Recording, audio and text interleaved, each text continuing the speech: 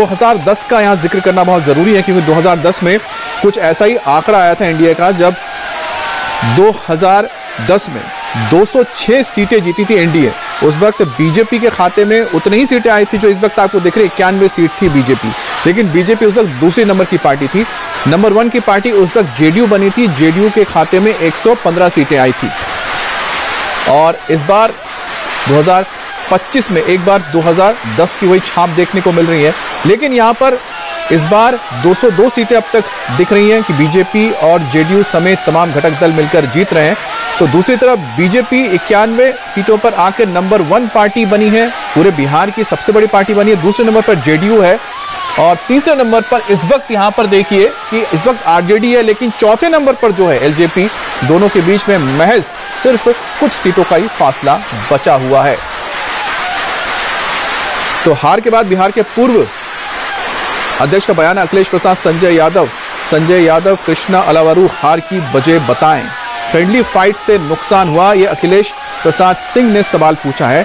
हार पर बिहार के पूर्व कांग्रेस अध्यक्ष ने बयान दिया है। अखिलेश प्रसाद का संजय यादव और साथ ही कृष्णा अलावरू से ये सवाल है कि फ्रेंडली फाइट से नुकसान हुआ है या नहीं। अब आपको जरा हॉट सीट के बारे में बता देते हैं। चैनपुर से आगे हैं इस वक्त मोहम्मद जमा खान, जो जेडीयू के कैंडिडेट हैं। इसके अलावा नबीनगर से इस वक्त आरजेडी के अमोद कुमार सिंह आगे हैं।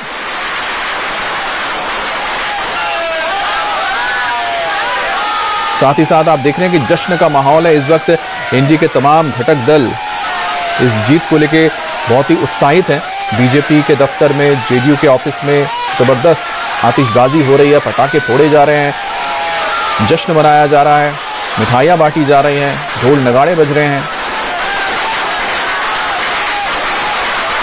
अगर आपको याद हो कि जिस वक्त चुनाव शुरू होने जा रहे थे और पोलिंग हो रही थी, उस वक्त बीजेपी के तमाम जो नेता थे ये दावा कर रहे थे, यहां तक कि गृह मंत्री की ओर से भी ये दावा किया गया था कि उनकी पार्टी करीब 150 से 160 सीटों तक आराम से पहुंच रही है।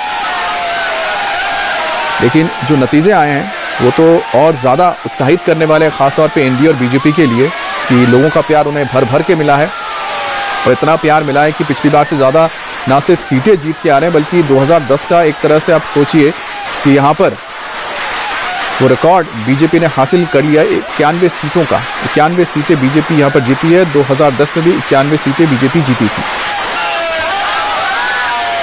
तो दूसरी तरफ आप देखिए कि किस तरह से नुकसान यहां पर महागठबंधन का होता नजर आया। 74 सीटों का नुकसान है, जिसमें आरजेडी 74 से सीधा 27 पे आ खिसकी है और कांग्रेस के खाते में 4 सीटें आई हैं। यहां तक कि जो जीतन राम मांझी की पार्टी है वो भी उनसे ज्यादा सीटें ला रही है, 5 सीटें लाती हुई दिख रही हैं।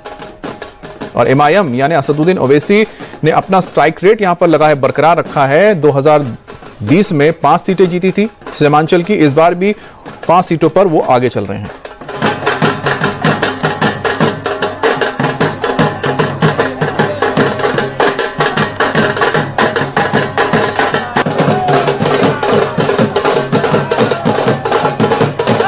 ढोल नगाड़ों के थाप पर यहां पर आपको बीजेपी कार्यकर्ता नाचते नजर आ रहे हैं, झूमते नजर आ रहे हैं। महिलाओं का जबरदस्त सपोर्ट यहां पर बीजेपी और साथ ही जेडीयू को मिला है, और जिसका जिक्र लगातार हमेशा हर एक विश्लेषण में आपने सुना होगा कि महिलाओं के लिए जब नीतीश कुमार की सरकार आई तो ऐसा मौका आया जब वो बिना किसी डर के, बिना किसी खौफ के अपने घर से बाहर निकल पा रही थी। बच्चियां स्कूल पढ़ने जा पा रही थी।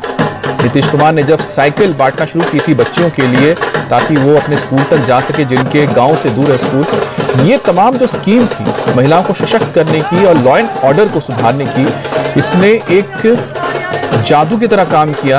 और उसके बाद से महिलाएं नीतीश कुमार के साथ ऐसी जुड़ी हैं कि लगातार उनको वोट भी कर रही हैं और नीतीश कुमार की सरकार भी बना रही है।